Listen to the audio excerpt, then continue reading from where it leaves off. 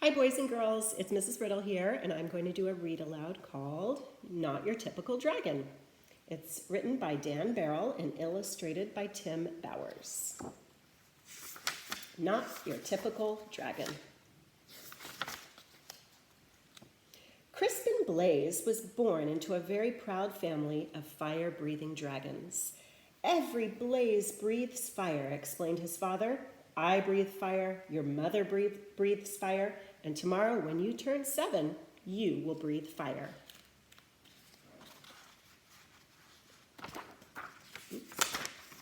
The little dragon imagined all of the forests that he would burn down.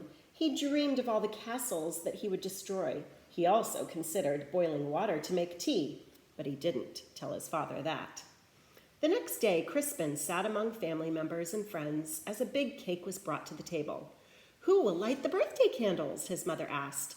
I will, declared Crispin. He could feel a tingling inside his tummy, but when he opened up his mouth, fire did not come out. Whipped cream came out. Crispin, shouted his father, dragons breathe fire, not whipped cream. What will the neighbors think? Worried his mother. I love whipped cream, said his little sister Ashley.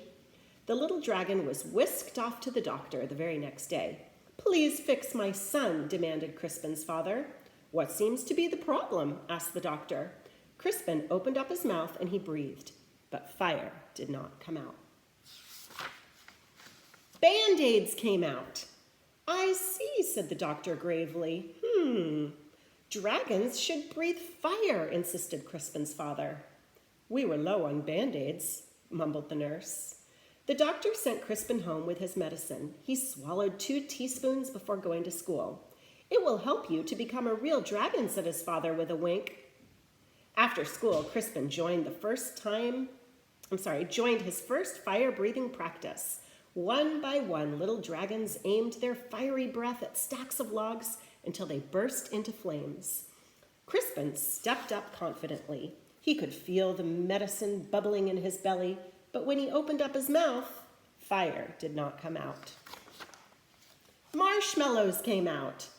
Dragons breathe fire, yelled the coach. Isn't that right, class? The other dragons did not answer. They were too busy looking for pointy sticks for marshmallow roasting. I guess I'm not a real dragon, Crispin thought. He worried that his family would be very disappointed. So he ran away from home. The world can be a very scary place for a little dragon who can't breathe fire. Crispin found a dark cave. I'll be a fireless dragon all by myself. I won't bother anyone, and no one will bother me. An hour later, he had a visitor. I am Sir George, squeaked a shiny knight. Show yourself, dragon. Crispin shuffled out of the cave. The thin, shiny knight held up his thin, shiny sword. Do your worst, dragon. Crispin opened up his mouth, but fire did not come out. Soap bubbles came out. Don't you breathe fire, dragon? Crispin shook his head. I can't. Sir George moaned. But my father insists that I fight a fire-breathing dragon. It even says right here in my book that your typical dragon breathes fire. But I'm not your typical dragon, Crispin explained. Sir George sighed. I can't go home then. Me neither, Crispin nodded, and then he had an idea. Maybe your book could tell us what to do. Of course, Sir George searched through the pages. It says that it's probably your diet. Sir George fed Crispin some spicy curry, scorching hot chili, and blistering salsa. Crispin opened up his mouth, but fire did not come out. Red party streamers came out. Well, at least they're the right color, said George kindly. Sir George searched through the book again. Aha! It says that it's probably your attitude. Sir George showed Crispin how to look mean and angry enough to breathe fire. Crispin opened up his mouth, but fire did not come out. Soft, cuddly teddy bears came out. Said Sir George. We may have taken a step backward. It's no use, Crispin sighed. I'm just not your typical dragon. But Sir George was not ready to give up. Aha! My book says you must be stressed. Sir George made Crispin close his eyes while he described a quiet, relaxing day by the ocean. Do you feel calm? Now imagine 100 shiny knights attacking you. Crispin opened up his mouth, but fire did not come out. Beach balls came out. Well, this is just plain weird. Secretly, Sir George was glad that Crispin could not breathe fire. He liked the little dragon, and he didn't really want to fight him. Crispin liked the shiny knight too, but he missed his parents. Sir George, it's getting dark, and I want to go home. The shiny knight patted him on the back. Don't worry, little dragon, I will take you. Crispin's parents were relieved when he arrived home safely. Sir George was about to say goodbye when they heard a shout. There you are, boy. Why on earth are you playing with a fire-breathing dragon?